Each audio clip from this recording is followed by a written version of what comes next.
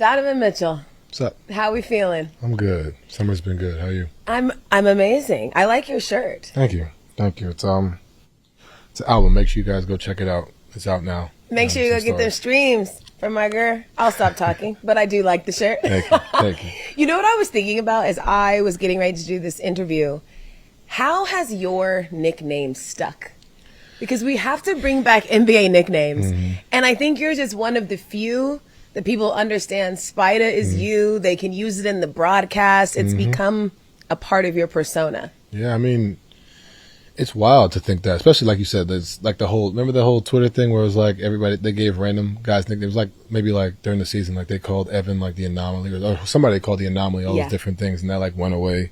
And then, you look at, you got the King, you got KD, you got, Chef Curry, you got all those things, those stick. So to have mine be one that actually sticks and stays, I think is pretty special. To people don't even call me my name when they see me on the street, but to call yourself something that no one else called you in high school and middle school and kind of be like a lame for that, and then for it to be like my brand, I think is it's pretty dope. But why do you think, like, what is it about you or the name that has had that staying power? I think it makes sense. I think it's something that's like, okay, like the way my body moves, which is how I got the nickname, which I have long arms. I jump pretty high, I do all these different things, but it's really uncanny how I move. I think that's kind of, the reason why, I would think. Do you remember like the person, like who was the genesis of the name? Yeah. His name is Al. This was back when I was 9. He's from Jersey. I was playing AAU, and he gave everybody a nickname on the team, and he was like, your name is Spider because you spin in a web, and basically what I was saying, I move in such a crazy way. And then safe to say it stuck. Well, shout out to Al. He gave us something that's long lasting. I'm on a real campaign to bring back NBA nicknames. We should. We definitely should. Just add something to the game. I think Wemby's will stick, the alien. I think that'll definitely be one. Trying to figure out one for my teammate Ev. Trying to get one for Ev. We do need one for Ev. Where are we at in the brainstorm? He hated the one that was on Twitter. So when people see this, I hope they can remember. I forgot the name of it. He hated that one. Dan Gilbert actually called him that on Twitter. Whatever the nickname was, he called him that. Name you're talking about. I gotta find it. Once I find it, I'll let you know. But Dan Gilbert tweeted it. So then I started calling him that in the locker room, but he didn't really like that one. So we got to figure out one for him. Yeah, it's like, what's a play on like defense and Evan? Maybe it's more about Mobley than it is Evan. I feel we'll stick with Mobley. I'm going to brainstorm. I'll send you some options. We'll figure it out. Excited to chat with you because there really is just so much to dive into. But I want to begin with what I feel like, and correct me if I'm wrong, was just this kind of newfound joy that you had this season with the Cavaliers. Yeah. I tell people all the time, that was the first year in about 5 years where there was not a question of where is Donovan Mitchell going next. You know what I mean? Like, and I was in Utah, it was like, where is he going next? When I was in Cleveland, I was like, I'm not staying. Oh, I'm not staying. He's not staying. And then it became like, after every win, after every loss, we go on a losing streak. It's like, oh, this is why he's leaving. You know what I mean? And I think it just became a lot. And I didn't realize it in the moment. When you're in it, you don't really notice how much that really, stresses you in life. And not necessarily always in a bad way, but it's just like it's always on your mind. It's on your teammates' mind. The teammates got to answer these questions. My coaches got to answer these questions, GM, everybody's got to answer the question of, like, where's he going? What's he doing? Even though I knew I was staying, even though they knew I was staying, it's just still a topic of conversation. You know what I mean? And I think for me, just being able to call a place home and be there and want to be there and be like, all right, cool, this is where I'm at. Obviously that was huge. I'm in a new place in my life too. So I think just for me, just being able to just be happy with Donovan, not even just Donovan Mitchell. You know what I mean? I think that was why I think this season for me was just, like you said, just a sort of a piece. And then it allows you, and obviously my play, continue to try to find ways to get better and better and being comfortable in my own skin and who I am. And not to say I wasn't before, but even more so just being comfortable with, where I'm at. Do you think there was a real tie in like the happiness and peace and joy that you felt as a person along with the success that you had in your like individual season? Yeah, I think it allowed me too to look at my season in a different light too, like understanding that, I did take a step back, for others to continue to grow, understanding that that's a thing, at 22, 23, I don't know if I wouldn't say as open-minded, but I think it's, it's a way of like, no, I gotta get it. But understanding it's like, no, like it's a group thing, and it's different. I'm the older guy, like, you know what I mean? I'm not with Mike, Joe, Rudy, guys who were 10, 12 years in. So I got to find ways to elevate the guys around me and, you know, allow them to grow, allow DG, allow Ev, allow Ty, everybody, you know, everybody, JA, you know, allow guys to continue to flourish. And, you know, that takes comfortability in yourself, you know what I mean? Understanding that, like, look, this is what it's going to take to win and be, you know, where ultimately I want to go. So I think it definitely ties in for sure. It's interesting, too, how there are just some things that you won't understand until you experience. Mm-hmm. And you probably don't even realize how much being sure of yourself and who you are really does bleed into how you play. Right. Like when we talk about immaturity, I think people view it as a negative, but we really just mean when you're young, you don't fully get it. Like you don't even get you. Right. But the more you unlock yourself, it bleeds into the success that you can find on the court. Right. What would you say to just younger players that maybe feel this, I got to get it right now, or maybe feel this sort of insecurity about proving themselves, about just figuring that out so that everything else unlocks? I think, you know, it's a life, it's a social media, like, you know, effect, I think, you know, because we see everybody, and this is just life, this isn't just basketball, like this is, we see somebody on vacation, we see somebody doing these unrealistic things at 22, like, you know what I mean, like, you know, even with like the newfound like streamers are young, like not everybody's going to be Kai Cenat, like, you know what I mean, it's just understand that it's going to take time, you know, I mean, people don't understand how long it took for Mark Zuckerberg, Oprah, all these people who we look at, Warren Buffett, how long it took them to become who they are. Like, you know what I mean? I'm very blessed to be at 20 years old and I'm drafted. Like, you know what I mean? That's not a regular 20-year-old's life. There's only 450 people that do what I do. So I tell all young kids, like, be patient. It's okay to fail and take time. And I think that's kind of where I'm at in my process is like, I haven't made it out the second round. It's okay to fail. Like, you know what I mean? It takes time. You know what I mean? This not the first person this has happened to. And understand that, hey, like, you're going to keep going. You know what I mean? You got to keep going. And I tell people all the time, like, they only get you when you quit. Like, that's when they win. You know what I'm saying? And so I always tell my younger self, like, hey, like, if I were to tell my younger self, I'd be like, hey, like, you know, it's going to take time. And that's okay. Like, I don't have to be on everybody else's journey. I'm on my own, you know, and trying to figure it out that way. So that's my message. So when you talk about the not making it out of the second round, do you feel like people want you to say that and then sort of doubt your ability as a player or as do they want to doubt or do I doubt? Do you think that is almost the wish that they want to sort of say to you, okay, you have not been able to make it out of the second round. What does this mean about who Donovan Mitchell is? Yeah, I think it's easy. I mean, that's the role that's my job. Like, you know what I mean? I'm very blessed. I get paid a lot of money to play basketball, but what comes with that is the criticism of like, hey, can Donovan do it? Like, that's going to be the question because when we win, you know, that's just how it works. So I think there's a world where people definitely are excited to see, you know, you fail. I think that's just sports. I don't think that's just, I think it's life, but also sports. But I also know there's a bunch of people in Cleveland and other cities I know rooting, you know, for it to happen. So for me, not really getting consumed by that and understanding like, hey, you know, this loss definitely messed me up a little bit. You know what I mean? More so than most years. And that's what it's going to take for it to not happen again. And I made the joke after the end of the year, like, this could happen 8 more times. I'm not going to stop. Like, you know what I mean? So, knock on wood. I mean, I'm not trying to have that happen 8 more years, but like, understand that no matter what's said, no matter what questions are about me, I know who I am. You know what I mean? I know what I bring to a team. I know what I bring to a table, and I'm not really here to kind of worry about other people. People who play against me know who I am, and now it's just a matter of, hey, just got to find a way, and that's pretty much it. You said this one more so than the others. Why? I think for me, because you look at the way the regular season went, you look at the way things were stacked up, I think for me, it was just, in my mind, it was like, this is supposed to. Like, you know, and that everybody says, like, you want to make God laugh, tell him your plans. And, like, you know what I mean? Like, that was my plan. Like, all right, cool.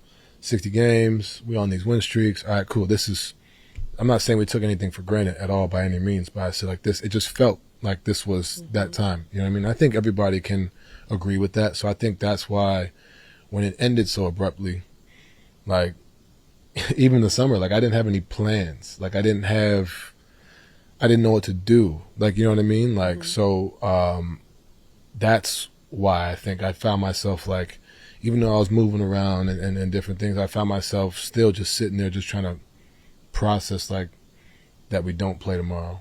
Like, you know what I mean? Like that. And I was in Cleveland for about a week after and usually after the season I fly out right after I go back home. I couldn't leave because it was just like, there's no way. Like, you know what I mean? And, totally. You know what I mean? And I think it's ultimately going to fuel me. You know what I mean? I'm at that point now where I've accepted it and now I'm using it, you know, to work. But it's definitely one of those, especially when you have a year like that as a group, you're like, yeah, this is special. Yeah. So, you know, it happens and you got to find a way to move on and get ready for next year. In those moments when you're thinking about it, what is the image that you see? Is it a play? Is it a moment? What comes to your head? The one that sticks out to me, the inbounds pass from game 2. Both of them. The one where I elbowed Neesmith in the face and the one where I couldn't get open, so Max had to throw it to Ty. I should have got open. Like, I mean, that my man, it's like I should have got the ball. You know what I mean? And credit Indiana, they did a good job. But I think those are the two. Who knows? Do we win the series? Maybe do we lose? Like this. But I know game 2, you know, for us to play that well, and we fought. I mean, obviously, yeah, we had 3 guys up. That's not an excuse. We were up 15, 20, whatever it was. So I think that's what sticks out to me. That's like, damn, it changes the series at that point. But, you know, can't dwell on it now. I just got to use it. Yeah. Well, from a basketball point of view, I'd just love to get your take on the Pacers generally, because now so many teams have this story of we were up. We were up. What happened? What is it about Indiana's ability to, for lack of a better term, just like wear teams down and keep going? Yeah, I think it's the fact that they use their depth really well. I think obviously they you know, I love Tony Bradley's my dog. We got drafted together in Utah, but no one had him playing in the NBA Finals in their bingo card. Now, you know what I mean? And that's a credit to not only Rick Carlisle and his staff, but that's a credit to Tony Bradley, his work ethic, Thomas Bryant, who I grew up with. Like, those guys playing well. Obi Toppin raised his level phenomenally. And obviously you could speak about Pascal, Tyrese, and Nembhard and Neesmith, but like those guys, TJ McConnell, like those guys at the end of the bench who are coming in and impacting the game in a major way. Like, you know what I mean? I give them as much credit as I do Ty and Pascal, because that's what makes them unique and special. You know, not a lot of teams are going that far down. You know, even on our series, Jarris Walker played some minutes. Ben Shepherd, you know what I mean? Like, they have a bunch of guys that when their number's called, you know, they're always finding a way to impact the game. And it's all through effort. You know what I mean? I think that's the biggest thing. And, you know, some teams may be more talented, some teams may be this, but their effort, you know what I mean? And I think that's one thing I genuinely respect about them, and how they're coached and how they play. And obviously, they're led by Tyrese and Pascal, who, you know, are phenomenal players in their own right. But they don't stop and they don't quit, and you got to give respect where it's due. Yeah. Of course, I saw your tweet sending well wishes to Tyrese. That was just a heartbreaking, gut-wrenching moment for someone who, of course, is a phenomenal human being, but has dazzled everybody throughout the playoffs. It has been an amazing storyline seeing him hit the buzzer beaters, win, galvanize his team. But you, of course, see that moment from a specific vantage point because you dealt with a calf strain as well.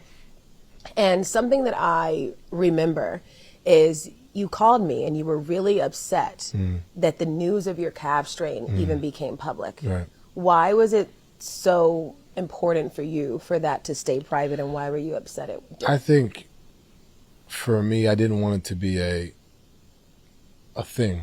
You know what I mean? I think last year I had a calf strain and I didn't play the last 3 games, and, you know, you're starting to see why, unfortunately. Like, you know, you look at Tyrese, Dame had a calf injury. I don't know if JT had anything in his calf, and there's a lot of other guys, unfortunately, throughout the season.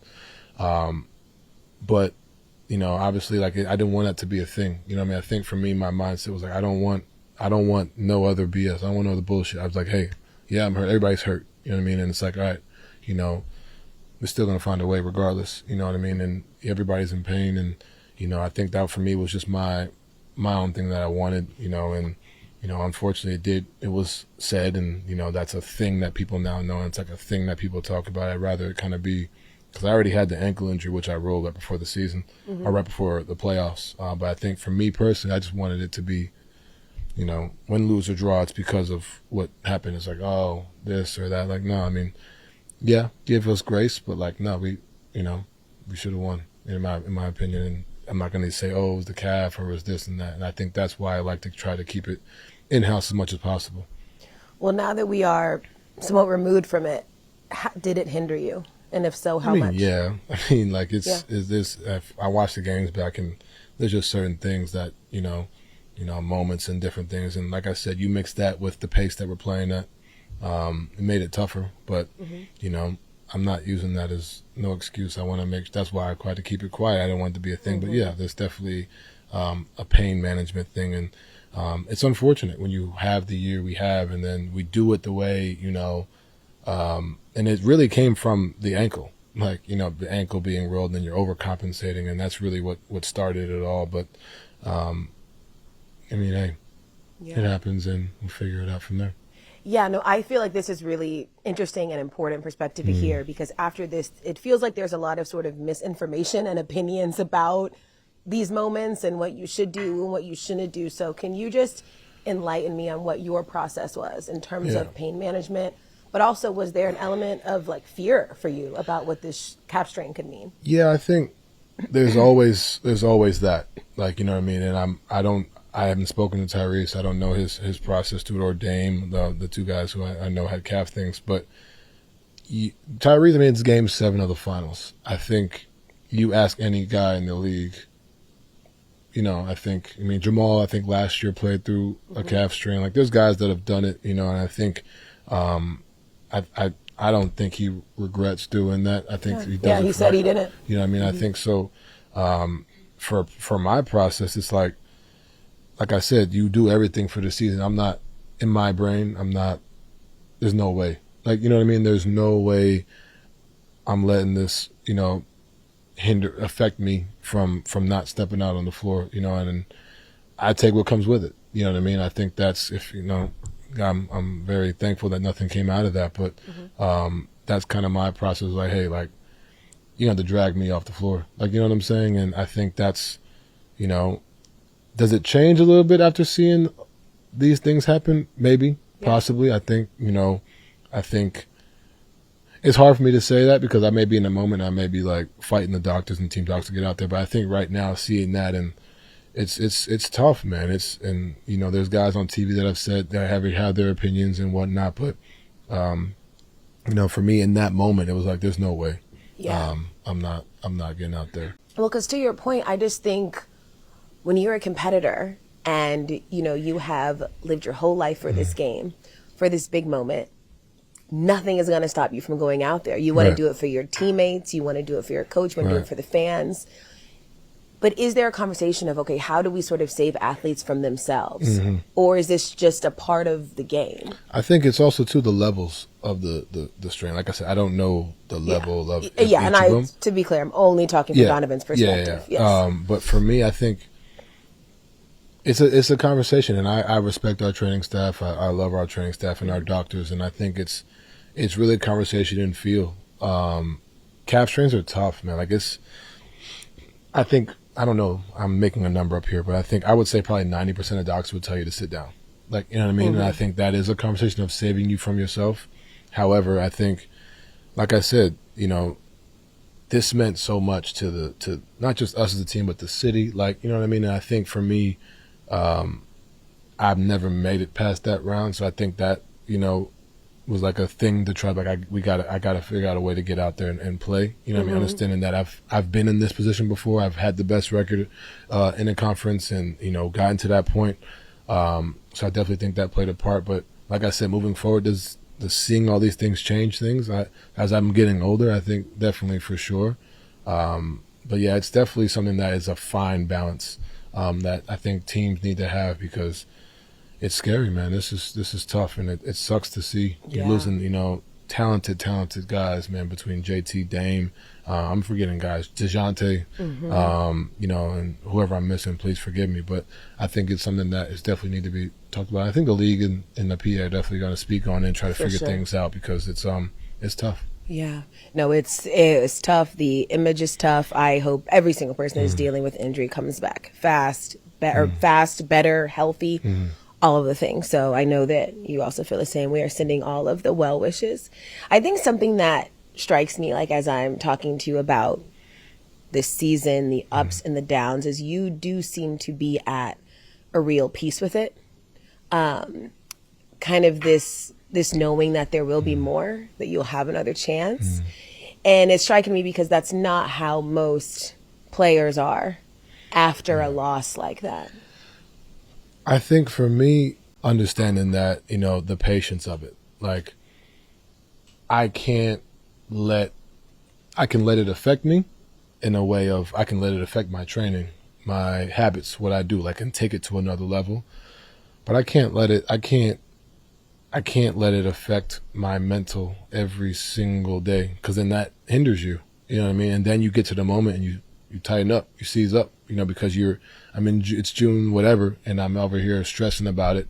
And then July, I'm stressing about it. And then August, I'm stressing about it. And then September, I'm stressing about it. And then the season starts, and then I'm stressed about it. And then I can't sleep because I know how my mind works. Yeah. You know what I mean? Like, so. And you're fairly, and I think most good competitors are, but you're fairly hard on yourself. Yeah, I always am. And I think, you know, now working with a mental coach for the past year has also been different, is understanding that, like, one, giving grace, which I hated before working with, I'm like, nah, I'm not hearing none of that shit. Like, no grace, no nothing. Like, nah, I should have, you know what I mean? But understand that, hey, that goes into the patience of it all, and understand, like, you know, there's more to it, you know what I mean, than just, you know, what you can control. Like, yeah, you're hurt, and acknowledging that, like, it's you were hurt, like, you know, there's things that are, you know, hindering. Like I said, it's not an excuse, and I think that's where I kind of put my mind as, like, I looked at grace as an excuse.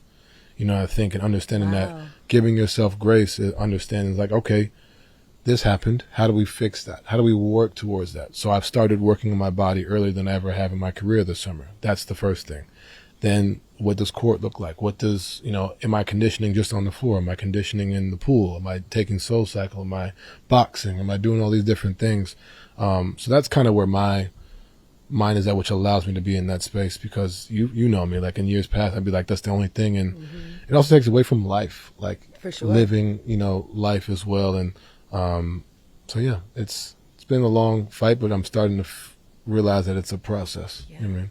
Well, one, that is an incredibly profound thought, that you were looking at grace as an excuse. Because I think that maybe most people do that, but that reframing is really important if you want to be able to progress and change and see things for what they can be. You have to be able to give yourself grace for that. Right. Has a mental coach been really transformative? I think so. I think that plays into the peacefulness of it all, being comfortable with who you are, because I think it allows me to just, I think I want to say Tyrese spoke about it during the I saw some article, he talked about it, like having that, you know, Steph talked about it. You know, I think a bunch of us have it, where it's like, you know, when you're playing well and you're talented and you're at the top of your game, you know, it's sort of like an imposter syndrome type thing. It's like, can you, like, when Steph said it, I was like, man, like, all right, cool. Like, you know, it's something that us as athletes, we don't really speak on, I feel like, because it's like an edge. You know what I mean? But I think understanding that, like, it's a real thing, and it doesn't take away from who I am. I know who I am. I know what I can do. But working with the mental coaches, understand that, yeah, you are nervous. Yeah, this is frightening. Like, this is, I wouldn't say frightening. This is like, it's a scary moment. Like, yeah, you could fail. Like, you know what I mean? But accepting that you could fail. Now what? Like, you know what I mean? There's the thought, now what? Like, now go out there. And I think that's what has allowed me to grow and be able to show up in certain moments, because it's like, yeah, you may miss, and yeah, they may talk about you. And I said it after we lost. It was like, y'all gonna write us off. Yeah, now what? Am I gonna, you know what I mean? Like, so it's like, that's what I think, you know, has really helped me as far as understanding that. And so what? Now I got to go out there and do it again, you know? And something that you probably didn't realize in the moment, but like, you're only able to be here because of all the things that you went through in Utah. Right. You know, like, Right. it is only possible for you to have this mentality, this approach, because of the way you've experienced it and knowing the right way and wrong way to do it. But I'm sure in the moment you're like, I'm just overwhelmed by everything that is happening right now. But do you see what was sort of the treasure in that? Yeah, I think, and I go back and watch the games from Utah, and I remember exactly where my mind frame is. And it could be a random game against Orlando, or a random game against New Orleans or the Lakers or whoever. Yeah. And I think remembering where your mindset's at in those moments and seeing how far you're, like, I've come in as far as a mindset is like, sometimes, and even just watching the game, sometimes it's just a simple kick ahead pass. Oh, I should have took this shot here. I shouldn't have gone left. I should have did that. Like, you know what I mean? Understanding that, but you don't see that until you go through it. You know what I mean? Yeah. And I think that's why I'm really, like, I believe in the group and what we can continue to build, because I feel like that's, you know, those guys were me. Like, Ev was me. DG was me. You know, Jay and I are about the same age. Ty's first playoff playoff series and whatnot, playoff run. Because now that fuels you for the next one. Like, you know, okay, cool. New York, it was embarrassing. We figured it out for Orlando. We got to a point where we could have lost to Orlando, but we turned it around and locked in. You know what I mean? And this was embarrassing. So now we got to use that, and guys got to be like, okay, and then we do it for that. But I think that's huge. That's key. You know, understand that you use your past. And I think that's why this year was so tough on me, because I was like, I've done this before. Mm-hmm. And here we are again. I think that's why it kind of ate at me the way it did. Well, something that was really cool to watch this season was just your evolution as a basketball player. Mm-hmm. How you adapted, changed, took less to be more. Mm-hmm. What did you learn is like the direct correlation between sacrifice and winning basketball? Everybody wants to sacrifice until it's their turn. I think that's the one thing I learned. And it's like, what are you willing to do to win? You know what I mean? And I think there's growing pains in that. You know what I mean? I think this was a growing pain, you know, losing the way we did. But looking at the season as a whole, you know, there was a lot of progression and a lot of fronts by a lot of people in our group. You know, and I think, and that's something for me, and even myself, you know what I mean? I think it's something that, you know, I'm not going to say because of me, Evan did this or DG did that. Like, no, they worked their tails off in their own right to be who they are. But I think for me, them allowing me to lead in that way, I think was special. You know what I mean? I think for me, as a leader, you can only lead if guys allow you to. You know what I mean? They could easily just be like, no, we're not listening to what you got to say, whatever. So I had the utmost respect for my teammates in that regard for allowing me to do that. And then, you know, on the flip side, I think they'd say the same, because, you know, I feel like not many guys would want to just take a step back and be like, nah, like, go ahead. Like, you know what I mean? And I think that's what ultimately played into our, you know, group success, team success, and, you know, now continuing to take that into the playoffs. And, you know, I think the Miami series was great. And I don't mean this as any disrespect, but it's not realistic. You don't necessarily go in there and win by 90 combined points in two games on the road. Mm-hmm. I think understanding that Indiana's more like, you know, that series is more like, okay, we need to get this one. We need to inbound the ball, or like this missed block out. That's the one thing I forgot to tell you. The missed block out. Yeah. That killed me. Violation or whatnot, whatever, but that killed me. I forgot that one. But understanding that's, now we take it up another level, and being able to be ready for that on another level. And that's part of the growing process, and understanding that shit's going to hurt, like, as you go through it. But for me, and the group, just being able to say, hey, take a step back and allow, you know, everything to kind of continue to play out. And I think it's worked, and now we got to take it up another level. What are the conversations that you had with Kenny Atkinson about, okay, this is the kind of player that you have to be able to unlock everybody? Because it was a vast difference in terms of minutes played, how you played. And so what were the mechanics of that? It was Kenny, and it was Johnny Bryant. Good old Johnny. Good old Johnny. Like they it's funny. I've never said this, but I didn't like it at first. I changed where I subbed out, and I changed, obviously, minutes. Everybody wants to play. You want to play. And I think that was the biggest one. It's like, yo, like, what am I doing? Like, you know what I mean? And but what I always tell everybody was like, it felt great because we started out the season 15-0. Like, very rarely are you met with instant gratification in something that is such a drastic change. So I'm sitting there like, wait, what are you mad at? It's 7, it's 8, it's 9, it's 10. And that's when I'm a big believer in science. I'm like, all right, God, like, I get it. This is the way. Now I have to figure out how to be elite in this space. You know what I mean? And I think that's what that was. But Kenny came up to me and was like, hey, like, try to push Evan Mobley. And even more so next year. Push Ev, push Ev, push Ev. You know, Ev has the potential, man, and he's continuing to take that rise. And I'm glad he said it. Like, they asked who the next face of the league was in 5 years, and he said himself and Wemby. I love that. Yeah. You know what I mean? And now my push to Ev is I need 20 shots. But he has to go and say that. Like, give me the ball. Yep. Like, you know, be able to demand, like, you know what I mean? But I was the same way as him. Like, I was a little more demonstrative than he was, but like being comfortable in that space, you know, that because what comes from that is fair success and praise, but also criticism. You know, I've had 5 of 20s, 5 of 36s. Like, you know what I mean? I've had those, and I've had people talk shit on me about that. But you keep going, and he's continuing to find that space. And, you know, I think for us to be great, and we've said it all year, he has to continue to take a step. So I tell him, like, nah, we need more. Demand it. If I don't pass you the ball, get on my ass. If DG don't get the ball, get on his ass. If Ty don't get it to you, get on his ass. And be okay with that. You know what I mean? And I think that's something that he's continuing, and he's ready for it. I have no doubt. I talked to him this summer. He's ready for it. He's excited for it. But, you know, when you're quiet like the way he is, sometimes you got to get out of body a little bit more. I think that's the growth. So that was the conversation with Kenny. Yeah. Well, before I go back to Kenny, can you sort of contextualize, like, and I said this to you very early. I was like, when Evan Mobley figures everything out, it will be dangerous for everyone. 1,000%. Can you just contextualize sort of what it is about Evan? Like, he has the tools, he has the ability, he has all of the things, and it's just when it reaches that level, it could be truly magical. Yeah, I think it's. I tell people I don't worry about the defense. Like, there's certain things that he can get better at for sure. But I mean, he's defensive player of the year at 24 years old. Yep. You know what I mean? He was first team all defense last year at 23. I might be getting his age wrong, but like, but he's young. Yeah, he's young. So y'all know.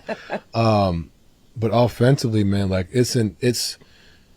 we saw it the last game of the playoffs. I saw it throughout most of the year. That's why he's all NBA. And then one of the biggest reasons I re-signed was him. Like, you know, seeing what he did in the Boston series, especially when I was out and Karras was out and a bunch of guys were out, like, he had the ball in his hand and we're figuring out, like, you know, and whatnot. So I think for like we said, like, when he figures it out, and I think a lot of that too is just like the aggression, like the come, because he has it, he's shown it, he's done it, and it's all 82 plus the 16 wins. Like, it's every single night, and it's not when he doesn't do it. It's not that he's not capable. I think it's just understanding. I was grateful, you know, it's like deja vu. Like, what I'm telling him was what Ricky Rubio was telling me, what Mike Conley was telling me, what Joe was telling me, Rudy was telling me, like, you know what I mean?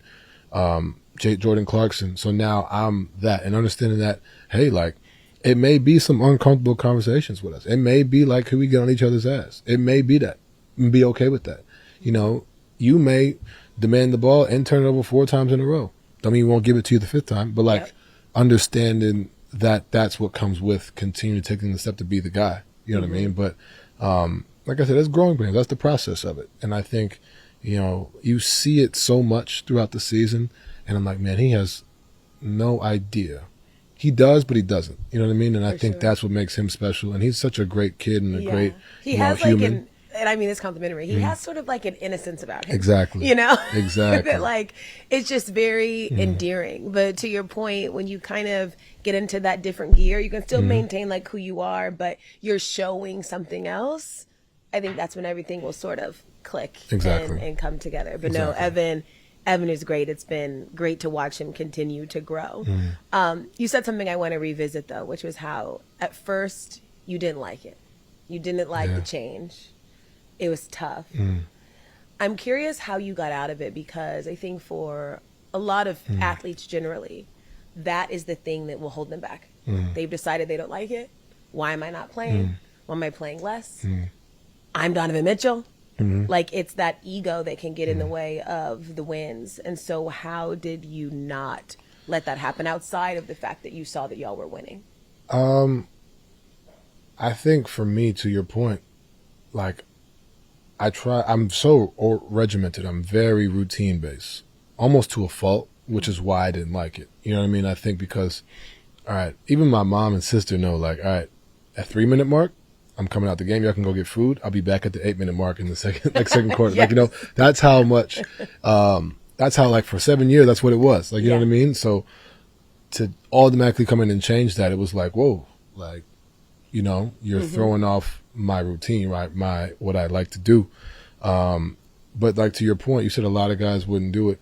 And I tried my best to not be that star. I tried not to be that guy where it's like, no, I'm doing this. Now, granted, if I have 4 rings, then I mean, yeah, does that change? Like, yeah, no, we've won 4 times doing it this way. I'm going to do it this way. But I've done it that way and it hasn't worked. So what am I willing to do to change that? You know what I mean? Like I said, everybody's willing to sacrifice until it's their turn. And that is my thing. Now it's like, okay, are you willing to do it again and again and again? And that's, like you said, outside of it being 15-0 to start the season, your numbers, I'm not going to have the same numbers as, I was top 5, top 10 in scoring in the past whatever years. It's not going to be the case necessarily. You know what I mean? And being okay with that, being more efficient in less time, being okay with that, working harder on the offseason to understand, like, hey, you're only getting 31 minutes. How are we efficient? And that doesn't mean just scoring. Are we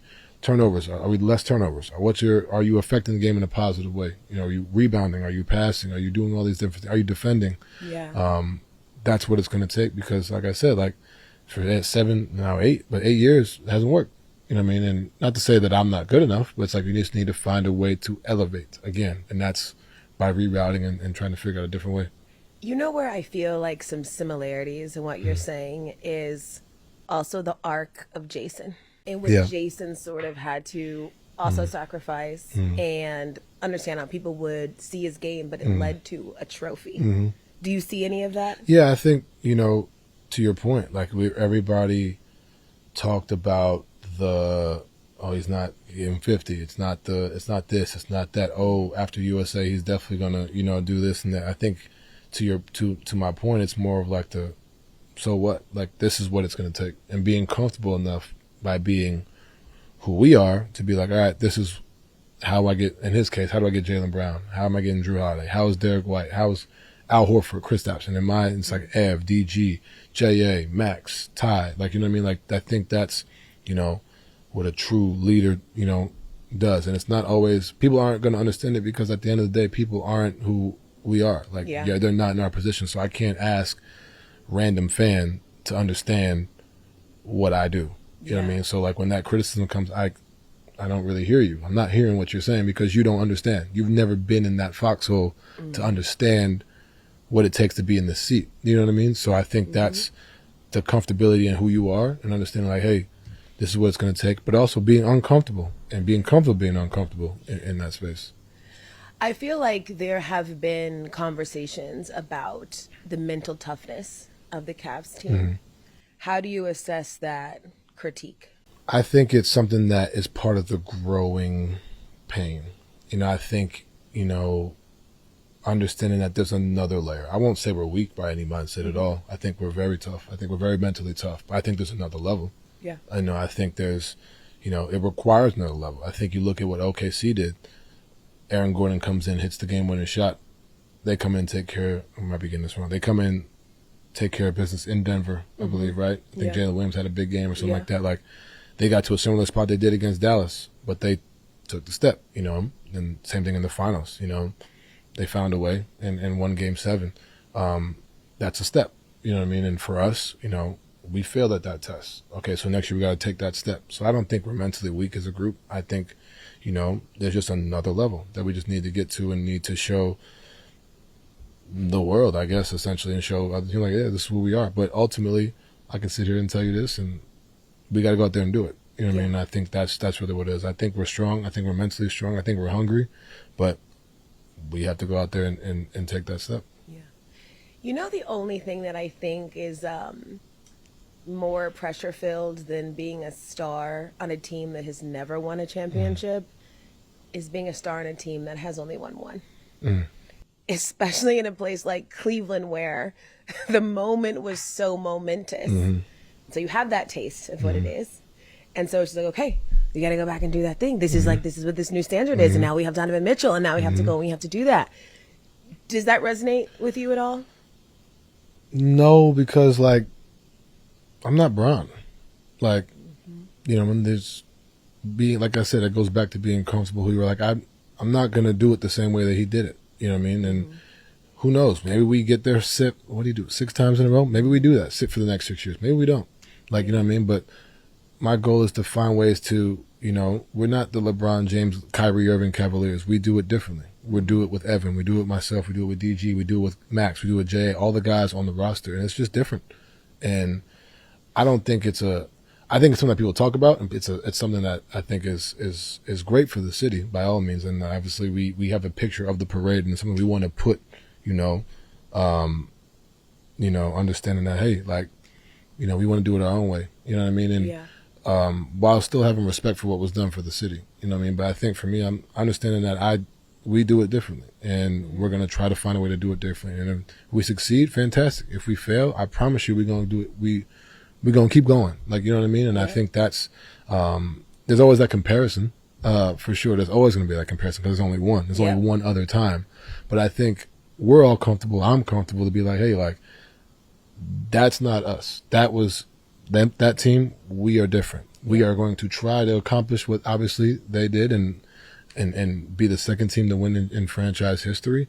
But being okay with like, hey, like, you know, it's not 2016. It was special. That was a special year, and we're looking to do something special ourselves for the city because they deserve it. The fans deserve it, and that's the goal. Yeah, I love that. A few more before I let you go, but I do want to say this is like a masterclass on emotional intelligence. Thank you. And I think that it took a while. Though. I know. It took a while, but you are absolutely here, and I think that you have a real self-awareness, and you have very clearly sat with yourself to figure out how you feel, how you get better, what has happened to you, and how you can continue to grow. And a lot of people never get to that place. So I hope that you, at minimum, take a second to understand the ways that you have grown as an individual, that of course bleeds into who you are as a player, but understanding that it starts foundationally and the root of that. And that most people don't even get there. So I appreciate that. Take a moment to take that in, which, by the way, when we were researching this, I saw that from like 3rd to 9th grade, you took public speaking classes. Yeah. And I feel like it shows in sort of how you are with the media. How do you think that has like influenced the way that you're able to express yourself? I would have never thought that public speaking in middle school would be my damn near daily job. Like, you know what I mean? Like, I think it's easy for me now. I think it's something that was way harder in middle school with my friends. Like, you know what I mean? It's way harder to talk in front of a room full of your friends than in any other. I can honestly speak to a whole arena and be perfectly fine. Totally. I think it's something that when I'm sitting there and it's just 10 classmates, or if you advance, which I never did, to the next round, was like the auditorium full of kids. I feel like that's way tougher than anything I do now. I think it helps for sure. I think it makes me way more comfortable in these spaces. Yeah. No, it's great. I thought that was such a nice little nugget. So it was every grade? From 3rd to 9th. And then I went on to be class president. So then I had to do more speaking engagements in front of my friends. Look at that. At high school. So those were the tougher years, I think, because that was like people you know and they can laugh and whatever. But I think now it's easy. Yeah. I mean, you're young, so you obviously have years and years and years before you even think about this. But like, what do you want life to look like after basketball in terms of what you do? What I do, or like what I do after basketball? Yeah. Or however you want to answer it, because you smiled and you were about to give me something. So tell me that and then answer my question. I think you know that one. I do know. Okay. I do know that one. Okay. I know what you want it to look like personally. Yeah, and it's beautiful. Tell me what you want professionally. I think professionally, I want to coach, but not at the NBA or even the college level. I want to coach at the high school that I'm currently doing things at Country Day. Oh, wow. Continue building that program of, bringing kids from the inner city to private school where I went to, where I took public speaking, and kind of doing it through basketball. And if it's not coached, be involved, obviously, with the program. But I feel like the youth now, I don't mean to dog on our youth when I say this, but like sometimes can be led astray. Like, and there's certain things where it's like, nah, like, you know what I mean? Yeah. It's just like, I think for me, being able to be who I am, use the platform I have, by then also coming to school and be like, hey, it doesn't have to be just NBA. Like, yes, you're here to play basketball, but like the kid sitting next to you is parents on the Forbes list, and they do this and they do that, and they live 45 minutes from you, or they live 30 minutes from you, understanding what's up the street and being able to show them a different lifestyle. Because, in our communities, it's like rapper, it's basketball, it's sports, it's so whatever, but like understanding there's so many other ways to be able to provide for your family. And I was exposed to that at an early age. I was very fortunate and blessed. So now using my platform to be able to bring that to kids who are close from New York City, from upstate Connecticut, like wherever they may be, and being able to say, hey, like, we're here to hoop for sure, but we're also here to get a great education and put yourself, because, life is all about connections. Like, put yourself in a scenario where and you're comfortable sitting in every space. And I think that's something for me that I take a lot of pride in. And we're in the earlier years. I've been doing this for the scholarship program. My family, we've been doing this for, I want to say 3 or 4 or 5 years. Yes, and congrats on gym is named after you. Just built the gym, and I'm excited about that. So now it's like, how do I continue to elevate and, help our community? And I think that's something that I really, hold near and dear to me, because like I said, it really helped me. Like I took public speaking in the 3rd grade. You know what I mean? I'm very fortunate to have that. So just being able to bring that and give that to kids, especially the younger generation, being able to show them, I think is huge. Oh my goodness, Coach Don. Yeah. Coming to a high school. I might be more like Rick Pitino than anything else as a coach, but we'll see. I love that. Okay, 2 more questions and I'll let you go. Just because I think this sort of sets the stage for what just happened, but also what is coming. And this is a broad question, but what does the regular season mean? To me or in general? To you.